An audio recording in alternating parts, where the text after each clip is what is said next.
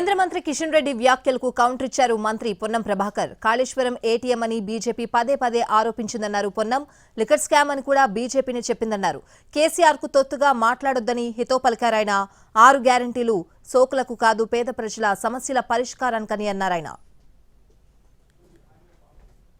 గత 10 సంవత్సరాలుగా మీరు అధికారంలో ఉన్నారు. అధికారంలో చంద్రశేఖరరావు గారు ఇక్కడ ఉన్నారు. మీకు కేంద్రంలో చంద్రశేఖరరావు గారు మద్దతు ఇచ్చారు.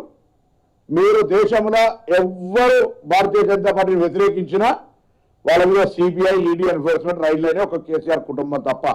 ఇది నేను చెప్తే కాదు, ఇది వాస్తవం. మీరు సిబిఐ కోరుతున్నారు కదా, సిబిఐ డిమాండ్ కూడా మాకు వాస్తవంగా ప్రభుత్వానికి అభ్యంతరం లేదు. కానీ మీరు కేసీఆర్ గారిని రక్షించడానికే సిబిఐ కోరుతారు. ఎందుకంటే సిబిఐ మీ సంస్థ. ఇవాళ కూడా మేము రాసినా రాకపోయినా మీరు కేంద్ర మంత్రి హోదాలో రాసి సిబిఐ ఎంక్వైరీ వేయించవచ్చు.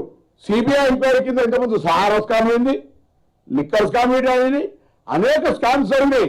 వాటి నివేదికలు ఎంతమంది దోషులు శిక్షించారు? నిజంగా నీకంత చిత్తశుద్ధి ఉంటే గతంలో జరిగినటువంటి స్కామ్స్ సిబిఐ ఎన్ని నివేదికలు దాని సక్సెస్ రేట్ ఎంత, ఎంతమంది దోషులను ఇప్పటి వరకు పంపింది అనే మాట మాట్లాడుతున్నది. ఎందుకు సిబిఐ ఓన్లీ హరాస్మెంట్ కొరకు తప్ప.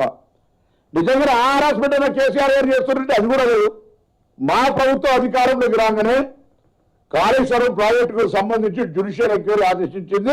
మేము సిట్టింగ్ జడ్జిను కేటాయించమని కోరుతా ఉన్నాం. మీ యొక్క కేంద్ర మంత్రి పరపతిని వినియోగించి ఆ సిట్టింగ్ జడ్జిని కేటాయించే విధంగా ప్రయత్నం చేయండి.